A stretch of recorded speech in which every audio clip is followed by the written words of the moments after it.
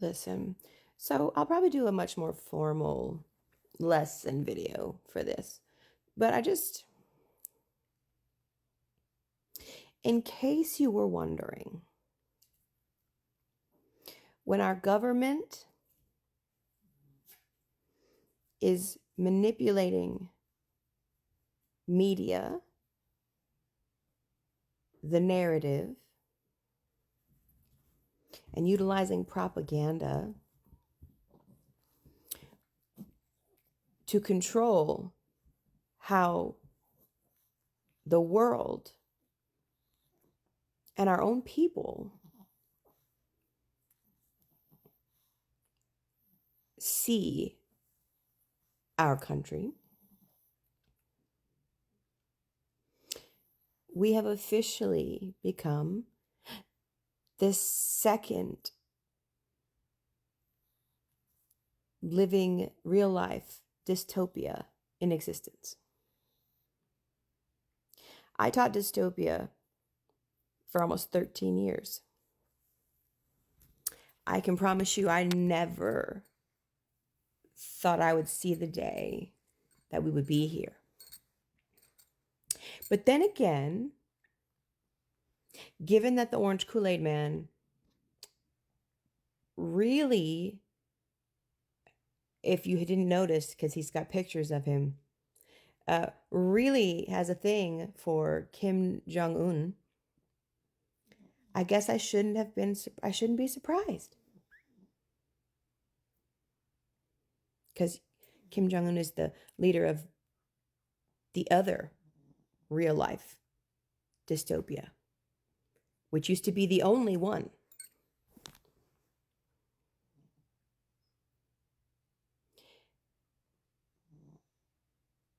If you're wondering how do people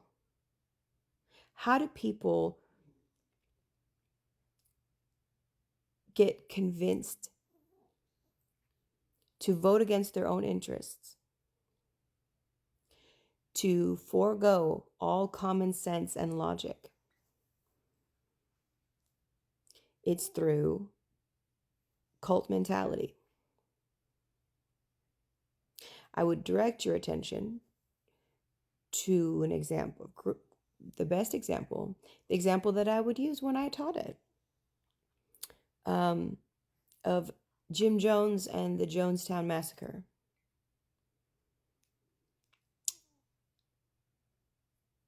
Jim Jones was able to charm and manipulate over 900 people to drink cyanide-laced Flavor-Aid.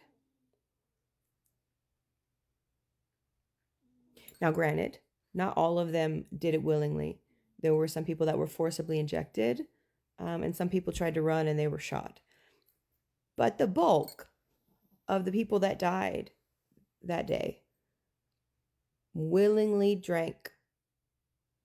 Now, granted, a lot of them thought it was just another drill. So this is also part of there's this Jim Jones started in the United States, right? And then they ended up in their separate little colony in, is it Guyana? Is that the name of the country? I forget the name of the country. It's been a minute. But Jonestown is its own little city. It was this long-term manipulation. Cult mentality causes you, it causes you to lose all sense of common sense and logic. It overrides it.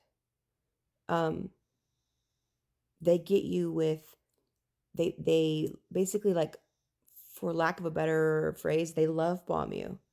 They make you believe that there is this sense of connection, that you have a connection. A lot of times it's through a religious pathway, which is exactly how Jim Jones did that with his church. But it tends to be something like that. Hence Christian extremism, or white nationalism. Anyway, And most of the time, cults prey on your need for feeling, safe, um, and a sense of belonging as well, which Jim Jones also did. He promised, safety for his flock, um, and a better future, right? A more just, better future, that kind of thing. They kind of hook you in and make you believe that you have a connection, when really it's not about having connection. It's just about manipulating you so they can use you to their ends.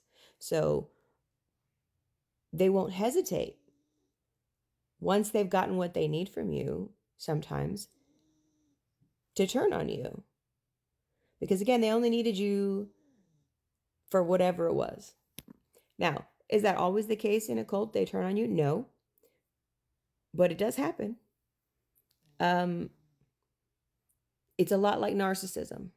Okay, so if you've ever survived or been a victim of a narcissist, um, it's basically the same thing. It's all this gaslighting, and they put you in these hyper states of emotional arousal or frenzy. And when you're in that, that paralyzes your ability to critically think. And that's how they can then kind of brainwash you into their thought processes. Um,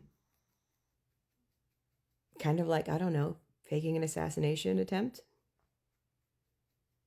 or holding these highly emotionally charged rallies full of false statements and insightful speech and language.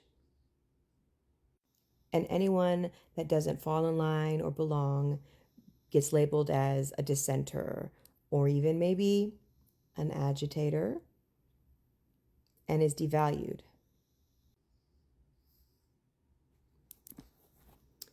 Um, so yeah, the other thing about cult mentality is that's exactly how, when we teach dystopia, you have to teach about cults, because cult mentality, even if you don't realize you're in a cult, most of the time you don't, um, that is how you're able to pull off a dystopia, because you've gotten everyone into this group think where they all believe in the dream they're selling you. They all believe in the false narrative that they're spinning you. They could literally tell you the sky is green, and they're going to find a way to get you to believe that and trust that they will. Like, that is, I know that seems outlandish, but that's literally the concept behind that. So, Jim Jones had a long game, and he knew that eventually there was always the danger, especially as people started getting more and more interested, like in what they were doing there. He would hold these white nights, which were these practices for killing themselves, basically. Like, so it was always a practice. So they were ready in case. And of course, he put it as that they were going to be attacked, basically, right? Like, he had them believing it wasn't because it was to save, his own skin or whatever. It was going to be because people were going to come for them. And so they had to have a plan. So they would practice. Except this time it wasn't a practice. So a lot of them did believe that it was probably just another practice. But a lot of them, even if it had been a practice or whatever, the idea is that these parents willingly gave the flavor aid to their children first, their babies, their children, and then they took it themselves. Children died within 5 minutes, babies shorter, adults 20 minutes. Like, they basically still were alive, having seen their children die. And death by cyanide is not a pleasant death. So where we are right now, we are steady in the beginnings of dystopia. And it's all because of cult mindset. Cult mentality is what's led us here. That is how we have people following and drinking the orange Kool-Aid, metaphorically. Food for thought. I'll do a better, longer actual lesson another day. Love y'all.